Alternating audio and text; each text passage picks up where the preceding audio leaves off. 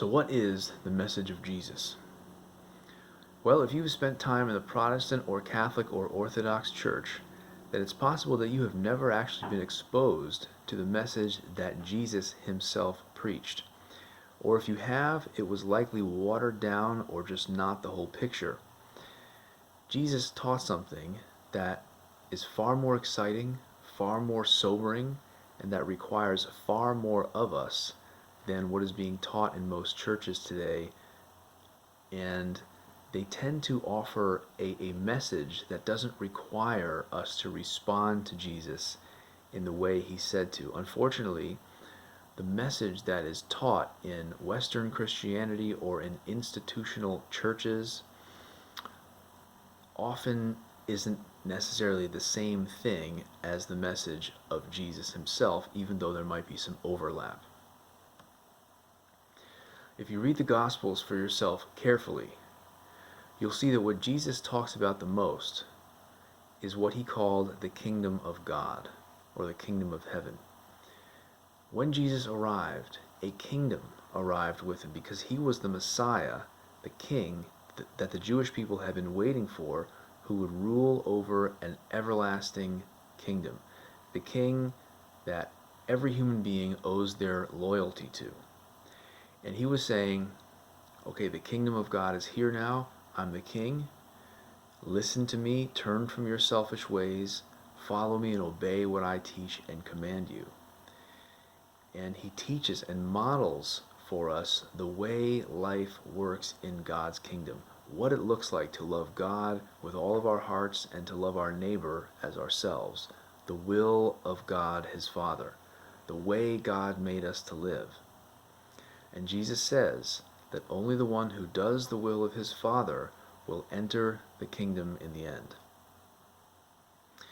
So this is a real kingdom. It is not a physical reality on the planet yet, but it was really inaugurated when Jesus arrived. He really is ruling over it right now from heaven, and his kingdom people are scattered all over the world. Some of them are Catholics, some of them are Protestants, some of them are Orthodox, some of them are something else. Unfortunately, only a few of them are living as Jesus commanded us to live. If you know even a little bit about what Jesus taught and how he lived, then you've probably noticed that many professing Christians don't live that way. And that's unfortunate, but it's not surprising because Jesus said that the path that leads to destruction is wide and easy, and many people, even many people who call him Lord, take that path. But that the path that leads to life is narrow and difficult, and that only a few find it. Well, being Jesus' disciple is not an easy path. In fact, we can't do it without supernatural help. It's not hard to live the way most Protestants, evangelicals, the way most Catholics live. Anyone can do that just on their own steam. But living the life that Jesus taught us to live is impossible without God's Spirit in us. And Jesus said that he's ready to send his Spirit to anyone who is willing to become his follower and turn their whole lives over to him, making him and his message priority number one, even over their families, their careers, and their own lives. And that's a high calling. That's a serious thing. You don't just jump into something like that half-heartedly. You got to make sure, wow, am I really willing to do this? Because this is intense. This is going to require everything that I've got. Well, Jesus did something to secure our allegiance and make us want to follow him and give our lives to him in that kind of way. He said that he was going to give his life for us as a ransom. He said he was going to be crucified, and that the result of his being lifted up, crucified, would be that people would be drawn to him. And so the idea is that we are hostages. We are being held captive by Satan, a dark, spiritual being who has the whole world under his influence. And we're also being held captive by our own selfish desires.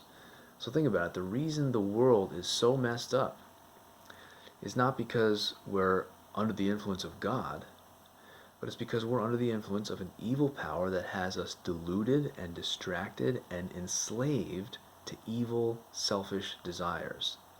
So think about war, sex trafficking, pornography, broken families, corruption in government, the exploitation of the poor, pollution, drug addiction, and whatever else you can think of, and all of the skeletons that are in our individual closets.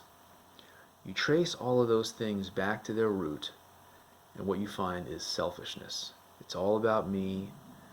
We're slaves to our selfish desires, and they cause us to hate God and to reject His authority and to do all sorts of awful things to each other. And Jesus is saying that His death is going to be the ransom that will set us free, that will get us to come to Him and listen to Him. And we'll turn back to God so that He can forgive us. And then we'll be Jesus' followers. We'll be His kingdom citizens who learn to obey all He commanded, who learn to live the selfless life of love that He taught, and who can enter His kingdom in the end, the kingdom that we were all made for. Jesus rose from the dead, proving that He is who He claims to be, and He ascended into heaven where He is today. And He is going to return to judge the world one day, maybe soon, maybe tomorrow. And He said that His people need to stay awake and ready for that day at all times. We want to be found ready, waiting eagerly for the King who loved us and gave His life for us. So those who will not listen to Him, who just want to go about their own business and live however they want to and do whatever seems right in their own eyes, they will not be a part of the kingdom that we were all made for, and they will go into what Jesus called eternal fire. All of these things that I'm talking about now are very essential parts of Jesus' message. And this is serious stuff. It's not about just believing in something that Jesus did, and it's not about just joining the right religious organization. It is about a complete and total shift of allegiance so that we come under the authority of Jesus, the Lord, the King, giving Him our uncompromising, loving, loyal, reverent obedience, turning our lives upside down to live as He taught us to live, and to make a difference for His kingdom with our lives. It's like going off to war. You must say goodbye to your old life, right? Everything is going to change. It's never going to be the same going forward. You're going to have new priorities, new desires, and everything will change about what you do with your time, your energy, your resources. Everything's going to be different now. Joining God's kingdom is like that. It is a radical thing. So whether you're an atheist or a complacent, nominal Christian, if you want to get into this thing that Jesus is inviting us into, you need to be ready for a wild ride. It's going to cost you the life that you knew. And it could cost you your life quite literally. But Jesus gave up His life for us first.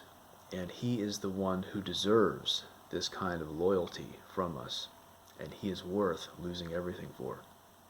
He also promises that those who follow Him will gain everything, because they will have God with them as a present reality. God will be present with them in their lives, and God is the treasure of all reality. If you have God, you have everything. So it's worth it. And so that's how I would sort of boil down Jesus' basic message. And if you want to hear more about it, if you want to talk about it, then please send me a message. God bless you.